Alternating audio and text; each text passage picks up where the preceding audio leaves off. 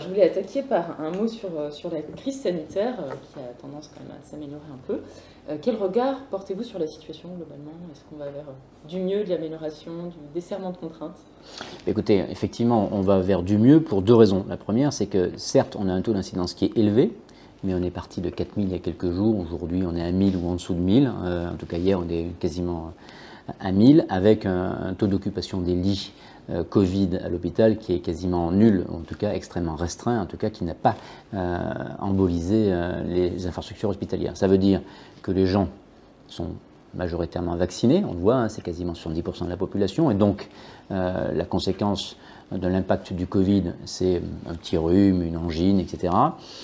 Et que effectivement le taux d'incidence est élevé, donc ça circule, et qu'in fine, nous aurons quasi bientôt l'immunité. Donc effectivement, les mesures sanitaires que pourrait prendre le gouvernement pourraient viser à un allègement d'un nombre assez conséquent de ces mesures. Pardon. Oula, ça c'est le Covid. J'ai déjà eu il y a 2 semaines. Moi aussi. Ah, vous êtes aussi passé. Alors, une question d'ordre financier. Donc, la Nouvelle-Calédonie a obtenu un nouvel prêt de 21 milliards garanti par la France. Est-ce que c'est suffisant pour lui éviter la banqueroute qu'on aurait pu craindre avec la crise sanitaire qui a quand même grévé pas mal les finances? La Chambre territoriale des comptes, à qui j'ai demandé d'examiner la situation de la Nouvelle-Calédonie, fait état dans son rapport d'un déficit entre 17 et 19 milliards.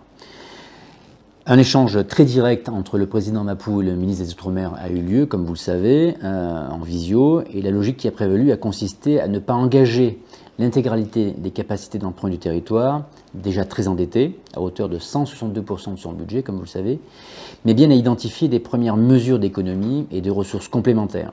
Sur ces bases, les parties sont convenues d'un montant de 21 milliards sur une enveloppe potentielle de 25 milliards. Alors, il faut distinguer deux choses. C'est que le Parlement a garanti un prêt qui pouvait aller jusqu'à 25 milliards. Ça ne veut pas dire qu'on disait à la collectivité emprunter 25 milliards. C'était jusqu'à 25 milliards parce qu'on pensait que si la crise sanitaire avait duré un peu plus, peut-être qu'il y a eu des conséquences un peu plus dramatiques sur l'économie et donc de rentrée fiscale, etc. Mais ce n'était pas une obligation. Et donc là, je pense que le président Mapou et le ministre des Outre-mer ont pris la bonne décision, c'est-à-dire de prendre juste ce qui était nécessaire, considérant que les 4 milliards entre guillemets qui manquent devraient d'abord être recherchés dans des économies structurelles. Le vrai sujet, c'est...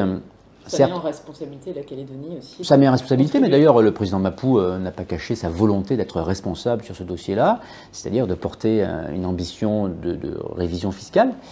Et nous essayons aussi de porter avec lui, en tout cas de voir avec lui des sujets beaucoup plus structurels. Parce que si on regarde bien sur les 3 dernières années, grosso modo, c'est une vingtaine de milliards de francs de déficit annuel. Ce qui veut dire qu'il y a structurellement une mécanique qui conduit à un déficit de 21 milliards par an. Et donc, il faut apporter des solutions structurelles, parce que sinon, l'année prochaine, le pays pourrait avoir besoin d'emprunter. Je ne suis pas sûr, je suis quasiment certain que l'année prochaine, sauf parce qu'il y a une embellie extraordinaire de l'économie calédonienne, le pays puisse emprunter encore 21 milliards. Donc, de mon point de vue, c'est d'abord et avant tout les mesures structurelles qui doivent être prises de façon à accompagner le mouvement, les 21 milliards de prêts, et effectivement quelques mesures fiscales qui doivent aussi permettre de financer l'emprunt, bien évidemment, comme l'ancien emprunt qui avait été contracté par l'ancien gouvernement. D'ailleurs, les termes de ce prêt sont les mêmes, à peu près, que l'institution financière? D'abord, le prêt n'est pas encore pris, hein, puisqu'il est en cours de négociation avec l'AFD. Donc là, nous verrons avec l'AFD ce qu'il en est. Aujourd'hui, les négociations sont en cours, mais ce n'est pas à moi, c'est le prêteur qu'il faut le demander. Est-ce qu'il y a des contreparties qui ont été imposées au territoire? Les contreparties, non. L'État n'a pas vocation à dire à un territoire qui est autonome, qui a une fiscalité propre, de lui dire si vous ne faites pas ça, on ne fait pas ça.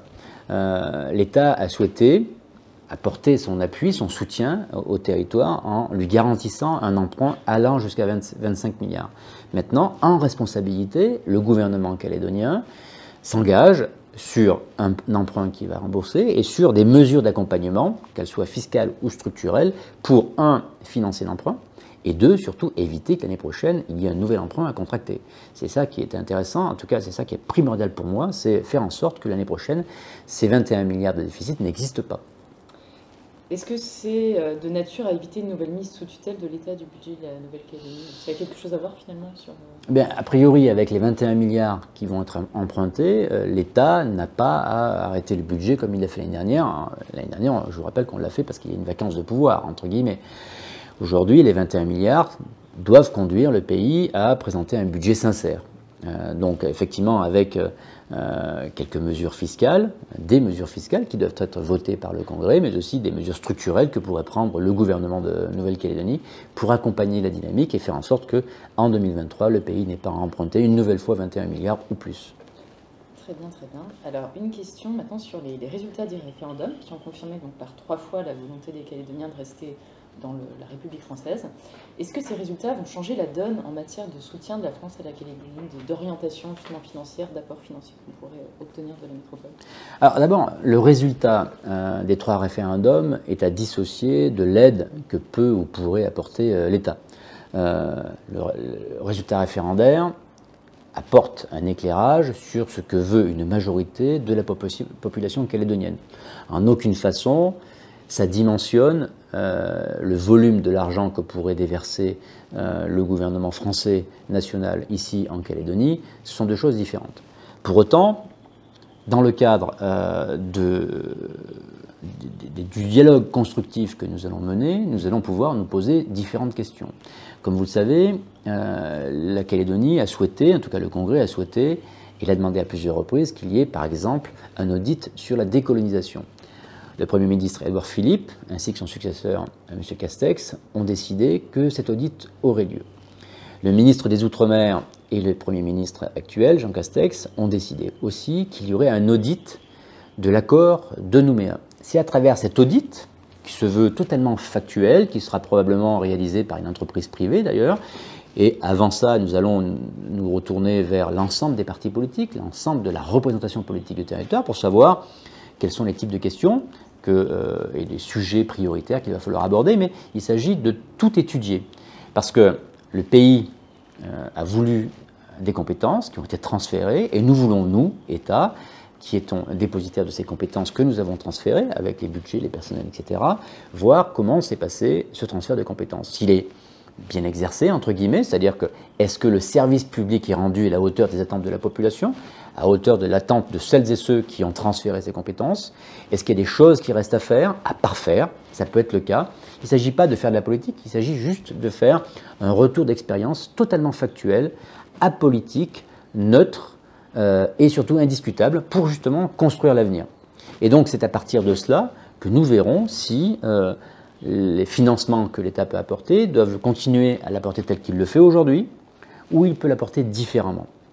Je suis pour ma part plutôt favorable à des financements linéarisés sur une période assez longue, entre 10 et 20 ans, sur des projets porteurs, sur des projets structurants, que sont par exemple la rénovation d'un certain nombre de ponts, d'ouvrages qui permettent notamment à l'ensemble des populations d'aller et venir, mais c'est aussi une accélération de la transition écologique pour être rapidement, ou en tout cas plus rapidement, en situation d'indépendance énergétique, indépendance alimentaire également, avec des projets structurants. Il faudra étudier, parce que nous y serons obligés un jour de fermer l'aéroport de Magenta. Nous devons étudier cette fermeture de l'aéroport. Alors je sais bien que celles et ceux qui habitent dans les îles vont certainement grogner. En même temps, force est de constater que cet aéroport est aujourd'hui en centre-ville. Et donc les conditions de trafic sur cet aéroport ne sont bientôt plus remplies. Et donc il faut étudier à froid aujourd'hui quelles sont les conditions, où faire ce report de trafic. Eh bien, ce sont les sujets qui sont coûteux, mais qui en même temps doivent porter l'emploi. Et si on porte de l'emploi, c'est aussi des rentrées fiscales, des taxes qui vont rentrer et dont doivent se nourrir les collectivités, que ce soit le pays, les provinces et les mairies. Donc ça veut dire des contrats de développement peut-être un peu plus développés qu'aujourd'hui? Ça pourrait prendre différentes formes, j'imagine. Ça pourra prendre différentes formes, il faudra en discuter. D'abord, c'est ma vision des choses que nous devons partager. L'idée, c'est qu'un pays se construit à travers son économie. Plus l'économie est dynamique, plus les rentrées fiscales sont dynamiques, plus le pays peut se nourrir de cette vie qui permet aussi, et c'est pourquoi j'insiste sur une durée assez longue, 10, 20, voire plus. Pourquoi? Parce qu'il s'agit de linéariser la commande publique de façon à ce que nous puissions avoir une prédictibilité de l'emploi et donc des formations. Il y a une jeunesse calédonienne qui a besoin de travailler, mais elle a besoin de se former aussi. Il faut se former dans des secteurs d'activité où il y aura de l'activité. Ce n'est pas la peine d'aller former des gens des activités qui n'existeront pas ou pour lesquelles il n'y aura pas de débouché. Donc la gestion prévisionnelle des emplois et des compétences, eh bien, ça se gère dès lors qu'on a une vision ou une visibilité sur la trajectoire économique et le développement économique qu'on peut offrir au territoire. En même temps, et je le dis, puisqu'à travers l'ensemble des visites communales, et j'en ai fait un certain nombre, il va falloir aussi que nous veillions à mieux cerner les marchés publics. Parce que force est de constater que dès lors qu'il y a un édifice public qui est construit, à minima, on arrive au bout du bout au double de l'évaluation qui est faite. Soit l'évaluation est mal faite, ce que je n'imagine pas, soit il y a des dérapages parce que parfois trop souvent, en tout cas, on érige des édifices publics qui sont surdimensionnés par rapport aux besoins. Et donc, inévitablement, le coût est surdimensionné aussi. Je ne dis pas qu'il y a une surfacturation, je dis simplement c'est que souvent, eh bien, l'édifice est surdimensionné, qui génère, alors, outre le fait d'un investissement majoré des collectivités, quelles qu'elles soient, mais aussi souvent des coûts de fonctionnement qui sont trop importants pour que, justement, on ne participe pas au déséquilibre des collectivités.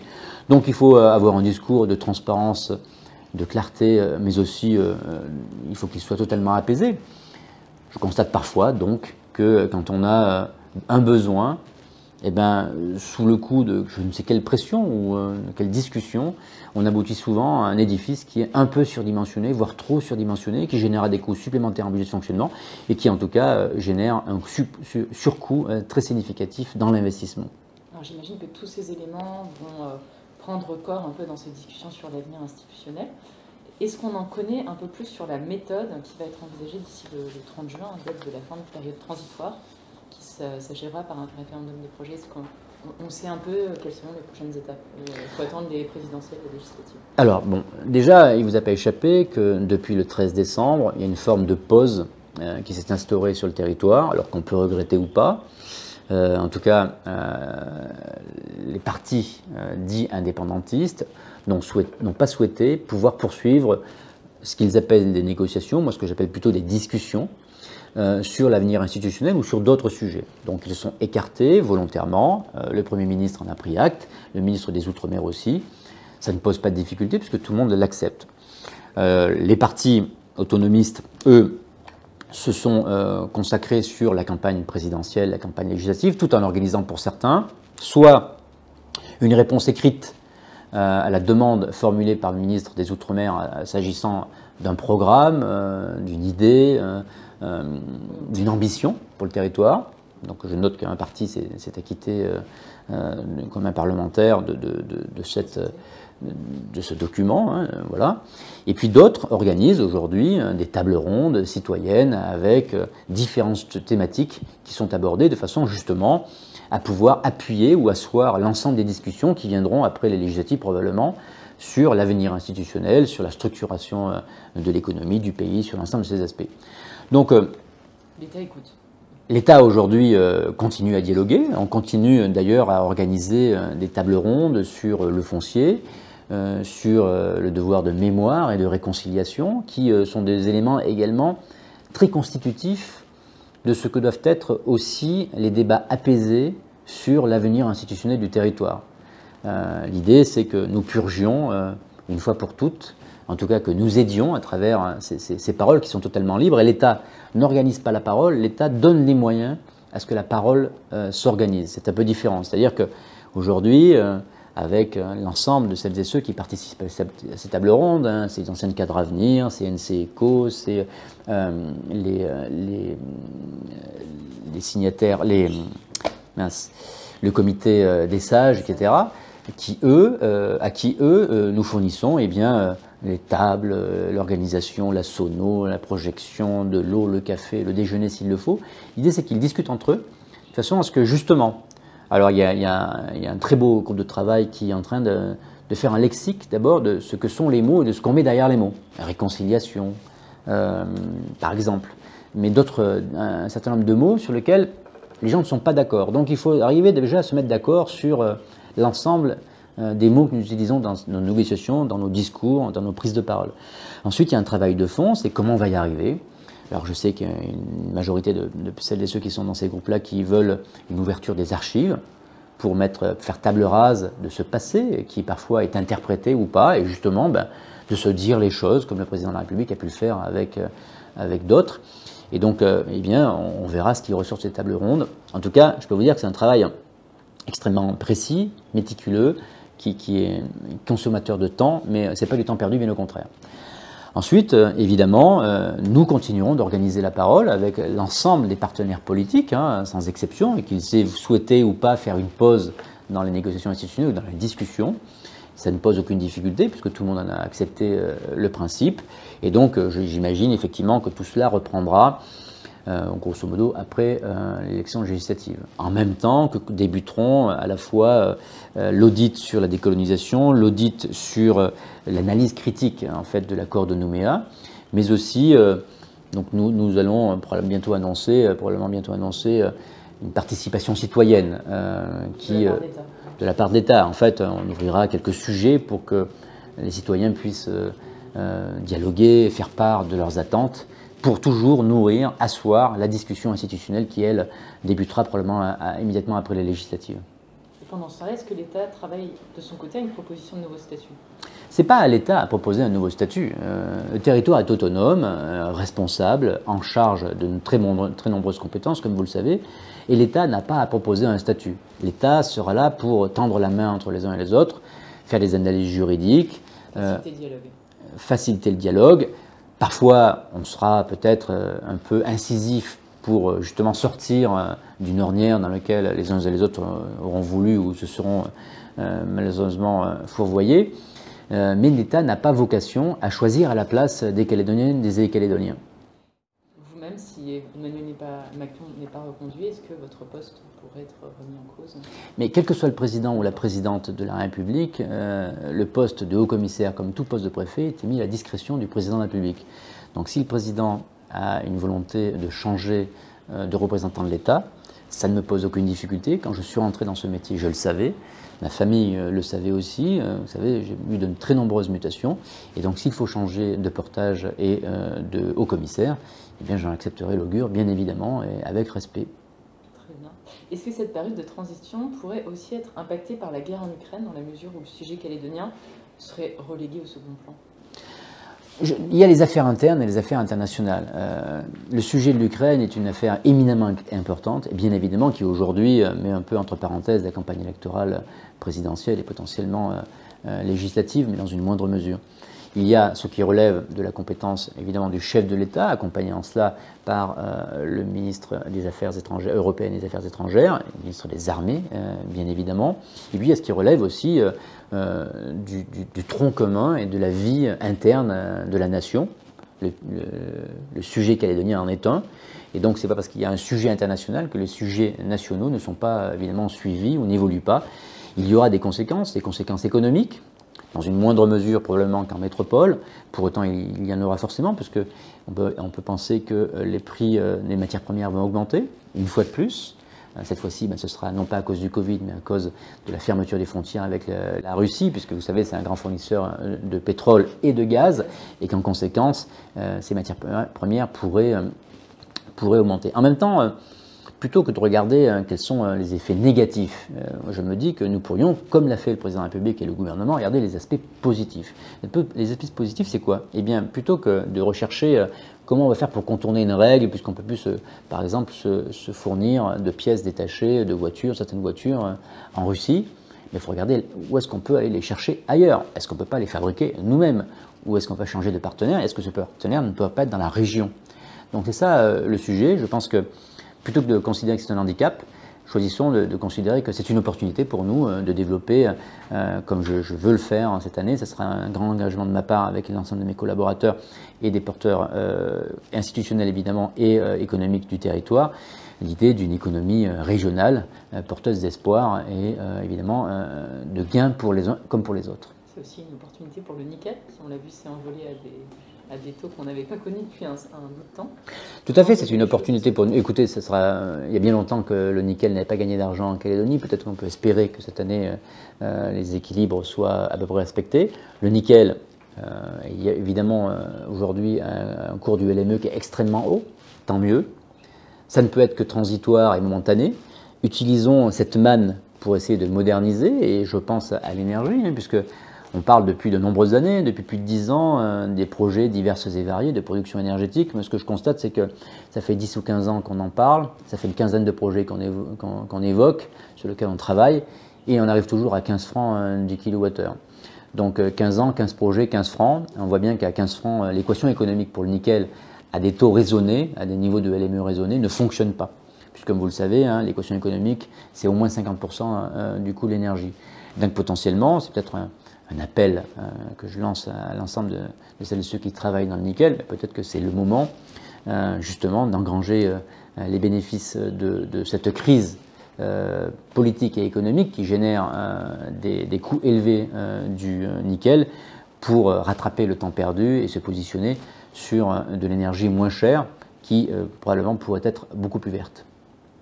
Alors, autre question. Donc Alors, je continue quand même sur le nickel, c'est que nous avons une belle opportunité ici, outre le fait que nous sommes respectueux des droits de l'homme, et respectueux des droits du travail international, mais aussi avec des salaires qui sont très bien payés, et c'est tant mieux. Nous avons des problèmes de compétitivité parfois. Voilà, mais ça génère un problème de compétitivité, mais en même temps, le monde entier, en tout cas une bonne partie du monde, aspire à une économie beaucoup plus verte, en tout cas des productions beaucoup plus vertes et décarbonées. Et donc on voit bien qu'on a peut-être une fenêtre d'opportunité aujourd'hui, maintenant qu'on a coché toutes les cases du respect des droits de l'homme, du droit du travail, des conditions de travail, etc. On pourrait aussi probablement être peut-être le premier producteur de nickel vert, en tout cas avec une proportion de décarbonation et à la fois de la production énergétique et du process, qui conduirait à ce que nous ayons un nickel beaucoup plus attractif que ceux d'autres pays producteurs. Et donc je pense qu'aujourd'hui, il nous revient d'essayer d'accélérer sur cette décarbonation à la fois du process et de l'énergie, de façon à ce que notre nickel ait un supplément d'âme qui le rende un peu plus cher, même après le retour entre guillemets à la normale. Il y a aussi sur la table le sujet de la redevance minière qui commence enfin, ça fait longtemps qu'on en parle, mais qui se précise un peu. Est-ce qu'à votre avis, ça peut être une bonne chose pour le territoire de s'appuyer sur ce genre de fiscalité? Écoutez, c'est d'abord aux élus de le dire, parce que c'est eux qui travaillent avec l'ensemble des intervenants dans le milieu du nickel. Tout doit s'étudier. Il ne s'agit pas non plus de créer un système qui pourrait alourdir la fiscalité et conduire à ce que ce que nous gagnons d'un côté, nous le perdions de l'autre. Je pense qu'il y a des rationalisations à entreprendre, de façon à ce que, in fine, tout le monde s'y retrouve. À la fois les collectivités, qui doivent pouvoir également profiter du nickel, bien évidemment, les tribus aussi, mais les entreprises aussi. Sans entreprise, il n'y a pas d'emploi. Sans emploi, il n'y a pas de salaire. Sans salaire, il n'y a pas d'impôt, il n'y a pas de taxes, et donc il n'y a pas de vie. Donc il faut qu'il y ait un juste équilibre. Mais on ne peut pas continuer à ajouter, à empiler des taxes. Je pense qu'il y a peut-être une revue à faire, de façon à ce qu'on puisse avoir une vision globale de ce que les entreprises payent, comment elles le payent, est-ce que c'est en fonction du cours du LME, est-ce que c'est des taux fixes, etc. De façon à ce que tout le monde s'y retrouve, y compris quand le LME est au plus bas. Alors, autre question, le bon déroulement du 3e référendum était votre mission première quand vous êtes arrivé il y a quasiment un an maintenant? Pas tout à fait, je suis arrivé en juin, donc nous ne sommes qu'en février, en début mars. Maintenant que ce rendez-vous est derrière nous, quelles sont vos nouvelles priorités et quelles sont-elles? Bien, écoutez, d'abord c'est nourrir le débat institutionnel, faire en sorte que les gens se parlent, faire en sorte que le discours soit à la fois apaisé et soit structuré sur des éléments objectivés. Avons-nous, collectivement, réussi le transfert de compétences? Oui, non. Probablement que la réponse ne sera pas aussi binaire que les référendums oui et non.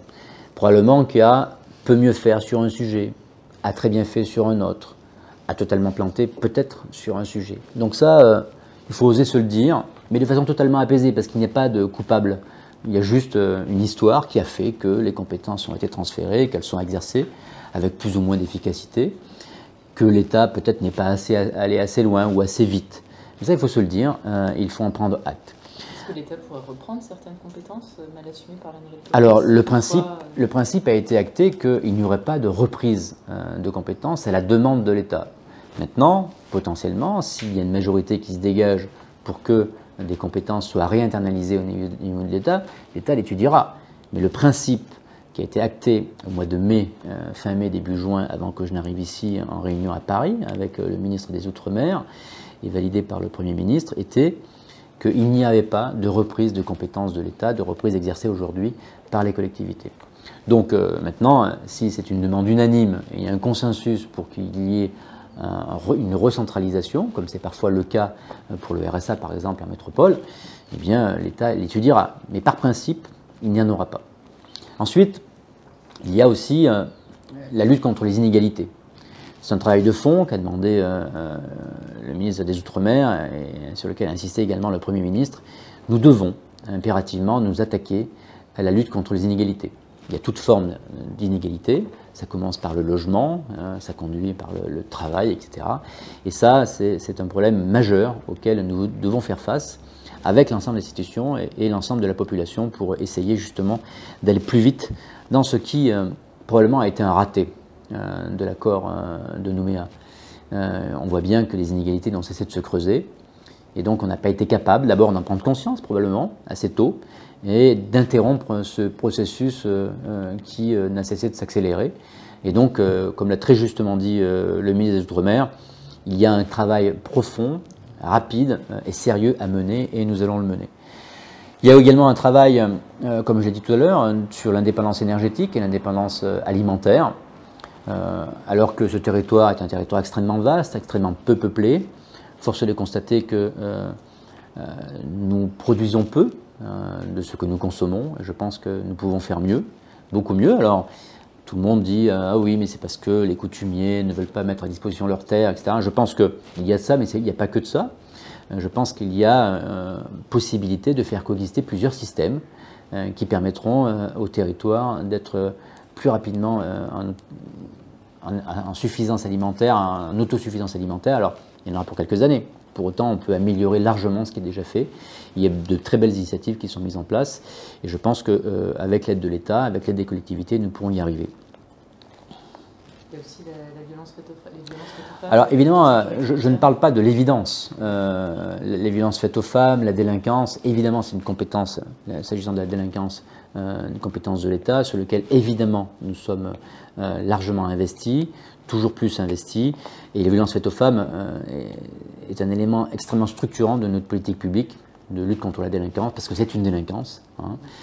Et en Calédonie, malheureusement, tout comme l'insécurité routière, ce sont deux choses contre lesquelles nous devons lutter à toute force.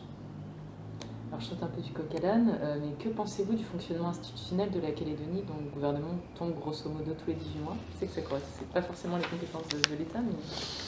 Écoutez, c'est un frein. C'est un choix qui a été fait de façon délibérée à un moment donné de l'histoire. Et autant je pense que le fonctionnement général des institutions dans le début de l'accord de Nouméa a permis justement qu'il y ait un fonctionnement plutôt pérenne et de moyen terme des institutions. Force est de constater qu'aujourd'hui, nous sommes sur un fonctionnement en dents de scie, où dans un agenda très resserré, il y a des changements de gouvernement et de posture qui font que c'est extrêmement difficile de porter des politiques publiques. On le voit notamment sur les déficits. C'est difficile pour un gouvernement qui a 1 an ou 18 mois d'existence de porter des réformes qui normalement s'inscrivent dans le temps moyen et le temps long, voire très long. Donc probablement, mais ce sera aux institutions et aux politiques de le dire, qu'il y a quelques aménagements à faire de façon à assurer une pérennité un peu plus longue aux institutions, de façon à ce que des décisions lourdes, mais qui doivent être suivies et accompagnées, soient prises. Une question sur le camp Est, dont les conditions de détention ont été dénoncées par l'OIP. Vous avez, je crois, sur RB annoncé qu'il y avait des travaux de rénovation dans les cellules. Qu'en est-il exactement? Alors d'abord, je veux rendre hommage à l'ensemble des fonctionnaires qui travaillent au sein du camp Est, parce que c'est un travail complexe, bien évidemment, surtout en période de Covid, dans des infrastructures effectivement vieillissantes, mais je peux vous dire que de très nombreux travaux sont en cours et ont eu lieu en site occupé, donc c'est extrêmement compliqué, parce que quand vous faites des travaux dans des cellules, il faut faire déménager un certain nombre de détenus, avec tous les risques que ça comprend. Il y a des études à faire pour ne pas mélanger les profils des uns et des autres, qui peuvent se mettre en danger mutuellement. Et donc je veux d'abord leur rendre hommage. Ensuite, effectivement, nous ne faisons que de l'adaptation. Donc alors même que nous allons inaugurer probablement en juin le nouveau centre pénitentiaire à Koné, pour lequel j'assurerai la présidence du comité de suivi cette semaine à Koné, il va falloir réfléchir à un nouvel établissement dans les années à venir. C'est une évidence. Personne ne le conteste. Et je pense que dans les années à venir, nous verrons s'ériger une nouvelle prison qui ne sera pas une construction in situ probablement de la même prison, parce que d'abord, elle est en zone bientôt inondable, puisque dans quelques années, avec les changements climatiques, eh bien, les eaux vont monter. Et donc, probablement, dans tous les cas, ne serait-ce que pour ce sujet-là, il faut imaginer une nouvelle prison, et donc nous sommes en train déjà d'y travailler. Alors, une dernière question, on arrive à la fin de notre entretien. Quel bilan dressez-vous globalement de vos 9 mois de présence sur le Cali? Qu'est-ce que vous retenez globalement? Qu'est-ce que vous avez envie de dire aux Calédoniens? Bien, écoutez, d'abord, je pense que toutes les problématiques sont connues. Je n'imagine pas, je ne vois pas, et je vois beaucoup de monde, je réunis beaucoup, je visite beaucoup. Il n'y a pas un sujet, une problématique qui ne soit pas déjà sur la table. C'est-à-dire que tout le monde a connaissance à la fois des dysfonctionnements, mais de ce qui fonctionne bien également, des besoins et des attentes. Ce territoire bénéficie d'un nombre d'études déjà réalisées exceptionnel. Il y a dans les cartons bon nombre de projets, bon nombre d'études. Bon, maintenant, pour ma part, je considère qu'il faut que nous mettions un peu de cohérence dans l'ensemble. C'est-à-dire que quelles sont les priorités pour la Calédonie? Est-ce que c'est l'indépendance énergétique, par exemple? Si tel est le cas, ce qui me paraît essentiel, voire primordial, pourquoi, dans toutes les visites communales que j'ai faites, pour le moment, aucun bâtiment public construit ne comporte de panneaux photovoltaïques? Faut-il considérer que c'est à la charge du pays, des provinces ou de l'État d'aller vers et de financer seule une indépendance énergétique, ou ça doit être financé par tous au fil du temps, ce qui accélérera évidemment l'agenda? Ce sont les questions que je me pose. Il faut avoir les moyens de son ambition aussi. Il faut avoir les moyens de son ambition, faut-il avoir une ambition? Est-ce que la Calédonie, les Calédoniennes et les Calédoniens ont l'ambition d'être le premier territoire avec une production énergétique très majoritairement verte? Je pense qu'on en a la possibilité, nous avons les espaces, nous avons les besoins. Ce serait quand même le premier territoire avec des usines électro-intensives qui pourrait avoir une énergie quasiment décarbonée, avec en plus du barrage de Yaté, des steppes, de l'hydraulique donc, et des panneaux photovoltaïques avec un peu également d'éolien. C'est possible, mais ça doit être l'affaire de tous, et pas uniquement l'affaire à la fois des usines métallurgiques, ou du pays, ou des provinces. Je pense que chacun des bâtiments publics doit comporter, et le plus vite possible, une couverture photovoltaïque, par exemple, de façon à ce que chacun participe à son niveau à cette indépendance énergétique, qui permettra de faire réduire les coûts, et on voit bien que le coût de l'énergie ici est très cher, et donc ça luttera également contre ces différences de niveau de vie qu'il y a entre les uns et les autres. Ensuite, si les problématiques sont connues, je disais, il faut mettre un peu de cohérence, mais je prends par exemple, s'agissant de l'habitat. J'ai assisté la semaine dernière à une très belle réunion, très consensuelle d'ailleurs, contrairement au tableau qu'on m'avait dépeint dans les années précédentes, etc., sur l'habitat social. L'habitat social, de mon point de vue, c'est probablement le point de départ d'une politique publique ou de politiques publiques d'accompagnement des populations les plus pauvres, mais pas que. Parce que le logement social, cela permettre éventuellement aussi, avec l'existant, par exemple, de mettre à disposition de jeunes couples qui se lancent dans la vie active, d'acheter leur appartement à bas coût, l'appartement qui sont parfois vides depuis longtemps, et ça leur permet de rentrer dans cette dynamique d'appropriation et de circuit dans l'immobilier. Donc un premier achat, pas cher, dans 10 ans, peut-être qu'ils vendront pour acheter une petite maison ou un appartement plus cher ou plus grand parce qu'ils auront eu un enfant ou deux. Et donc on voit qu'on crée une dynamique. Ensuite, il faut aussi que l'habitat social soit cohérent dans ses installations. Il ne s'agit pas de créer, puisque nous pouvons nous nourrir de l'expérience d'autres départements ultramarins ou territoires ultramarins ou métropolitains, où on a parfois créé, et on voit qu'on est en train de déconstruire aujourd'hui, des quartiers où on a entassé des gens dans des immeubles, sans travail, sans infrastructure d'accompagnement, sans prise en compte de façon un peu globale de la problématique sociale. Et donc aujourd'hui, on a tous les outils pour essayer de faire mieux, en tout cas différemment. Et je pense que les élus, en tout cas j'ai eu la belle représentation l'autre jour au sein de la province sud avec l'ensemble des élus de la province et des communes. Je trouve que c'est un bon début pour une nouvelle dynamique qui doit être génératrice de bien-être pour l'ensemble des populations, de prise en compte des plus pauvres, des squats typiquement, mais aussi de création d'emplois, d'accompagnement social et d'une vision un peu plus élargie de l'aménagement du territoire. On ne peut pas aujourd'hui décider comme ça que le logement social, ce sera dans telle commune et pour tel nombre de logements. Non, il y a un inventaire à faire. Quelles sont les populations qui attendent? Quelles sont celles qui peuvent se loger? Quelles sont les priorités? Et est-ce qu'il y a du travail à leur apporter? Parce que si on arrive à implanter du travail avec des zones d'activité au plus près du logement, eh bien c'est des gens qui ne viendront pas grossir les files qu'on a tous les matins, vendredi par exemple, j'ai vu un bouchon qui partait du CHT jusqu'au centre-ville. Bon, ben, je pense que si on met de l'emploi au plus près de l'habitat, notamment de l'habitat social, eh bien, on réduira ces files. Premièrement, ça réduira aussi les coûts pour le porte-monnaie de monsieur et madame tout le monde. Et enfin aussi, il faut que nous organisions une mixité sociale. Et je pense qu'il y a ici la possibilité d'assurer une mixité sociale et culturelle.